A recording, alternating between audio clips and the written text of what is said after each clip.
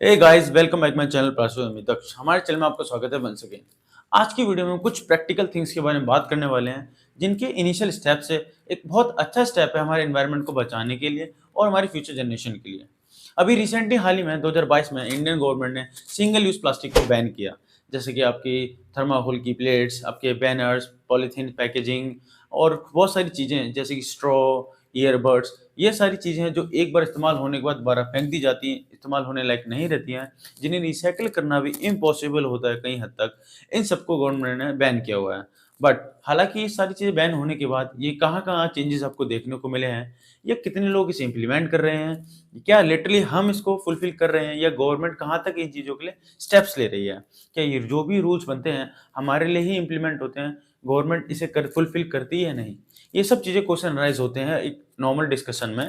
अगर मैं 4 लोगों में बैठता हूँ तो ये सभी बोलते हैं कि क्या ये जो रूल्स बन रहे हैं गवर्नमेंट खुद पे लागू करती है या नहीं? इन सब चीज़ भी बहुत सारे क्वेश्चन्स अराइज़ होते हैं। बट हाल ही में एक ट्रेन की ट्रैवलिंग के दौरान वक़्त मैं एक रिसेंटली ट्रेन की ट्रैवलिंग करने गया। वहाँ अगर आप 3rd क्लास या 2nd क्लास एसी में अगर जाते हैं तो आपको ब्रेकफ़ास्ट, डिनर और लंच वगैरह, स्नैक्स वगैरह प्रोवाइडेड की जाती हैं। जिसमें कि कई सारे पैकेजिंग प्रोडक्ट्स होते हैं, कई सारे प्लास्टिक वेस्ट भी होता है जिन्हें हम एक बार इस्तेमाल करते हैं, और कई तरह के पैकेजिंग प्रोडक्ट्स मिलते हैं जिनके अंदर खाना पैक्ड होता है।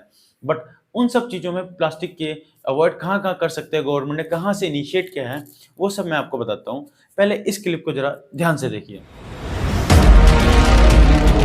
अभी जो आपने देखा ये ट्रेन ट्रैवलिंग के वक़्त उनका दिया हुआ स्नैक्स मील था, जो शाम के वक़्त मिलता।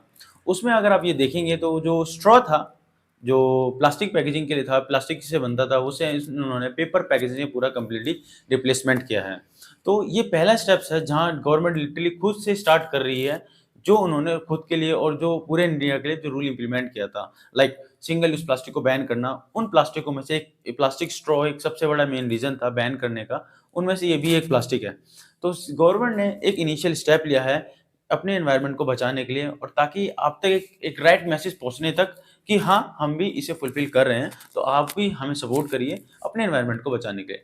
अगर आप रैंडमली कहीं भी स्टोर पर जाते हैं, किसी भी फ्रूटी या कुछ भी खरीद रहे हैं आप, उनके पैकेजिंग में भी अब पेपर स्ट्रिप यानी कि पेपर पाइप्स आ रहे हैं। इनमें से जो स्ट्रॉ है वो प्लास्टिक का यूज़ नहीं कर रहे हैं। तो जहाँ तक जितना हो सकता है, जितनी भी क इंडस्ट्रीज़ हैं, वो रूल फ़ॉलो करना स्टार्ट कर रही हैं ताकि एनवायरनमेंट को बचाया जा सके। गवर्नमेंट भी कहीं हद तक इसमें हेल्पफुल हो रही है। अब ज़रा इस वीडियो को आप ध्यान से देखिए। अभी जो आपने देखा ये स्वीट था, और ये प्लास्टिक पैकेजिंग से पैक किया हुआ था, जिसमें वो 35 माइक्रोन से कम है। ये भी सिंगल यूज़ प्लास्टिक है, जिन्हें रिसाइकिल करना इम्पॉसिबल है क्योंकि उसे इर्रेगुलर वे में फाड़ देते हैं हम। उसके टुकड़ों में फाड़ कर स्प्लिट कर देते हैं, जो रिसाइकिल नहीं हो पाएगी। अगर उसे पूरे पैकेजिंग में रखते हैं फिर भी वो रिसाइकिल नहीं हो पाएगी क्योंकि वो रिसाइकिल तक नहीं पहुँचेगी। अब क्वेश्चन ये भी आता है कि अभी तक हर चीज़ के लिए ये रूल इम्प्लीमेंट नहीं कर पाई है गवर्नमेंट, क्योंकि हर चीज़ के लिए अभी फुलफ़िल के लिए कोई भी चीज़ अभी डेवलप नहीं कर पाई है जो इतनी बड़ी लॉन्ग लास्टिंग स्टेबिलिटी दे सके। धीरे-धीरे प्रोसेस में हैं हम लोग कि हर जगह जितना हो सके हम चीज़ों को रिप्लेसमेंट करेंगे नए-नए इनोवेटिव आइडियाओं से। तो हर जगह अभी पॉसिबल नहीं हो पा रहा है, बट जहाँ तक भी हो रहा है, जो भी हो रहा है अच्छा हो रहा है। प्लास्टिक को इनसे ऐसे रिप्लेस कर रहे हैं ताकि एनवायरनमेंट को बचाया जा सके। धीरे-धीरे जो अभी पैकेजिंग आपने देखा स्वीट्स का, उसमें पेपर पैकेजिंग भी हो सकती है, या फिर बायो प्लास्टिक जो बायो बेस से ऑर्गेनिक प्रोडक्ट से मिलकर बनती है, उसकी पैकेजिंग हम कर सकते हैं। बट वो कॉस्ट इफेक्टिव है, बहुत सारी चीज़ें होती हैं उसके पीछे। कॉस्ट इफेक्टिव होना, अवेलेबिलिटी होना, मैन्युफैक्चरिंग होना, बहुत सारी चीज़ें हैं। उन सबको मायने रखते हुए वो शायद वो डेवलप कर दें, तो शायद हम इसको भी रिप्लेसमेंट कर दें कंप्लीटली प्लास्टिक को। तो चीज़ें कहीं तक हद तक इम्प्रूवमेंट हो रही हैं। आपको भी इम्प्रूवमेंट करना है खुद से, ताकि अपने एनवायरनमेंट को बचा सकें। तो जितना हो सके आप प्लास्टिक वेस्ट को मल्टीपल टाइम यूज़ करिए, मल्टीपल एप्लीकेशंस के लिए। घर से कचरे को कम उत्पन्न करिए, उसे इधर-उधर ना फेंकें, साफ रखें, पूरी शेप में रखें, और कुछ इसी छोटे-छोटे स्टेप से ही पूरा जो साइकिल चेंज होगा और जिससे एनवायरनमेंट बच सकेगा। यही एक सॉल्यूशन है, बाकी कोई भी सॉल्यूशन नहीं है। तो खुद को इम्प्लीमेंट करिए खुद के ऊपर, अपने एनवायरनमेंट को बचाइए और अपनी फ्यूचर जनरेशन को भी। तो be happy by using plastic.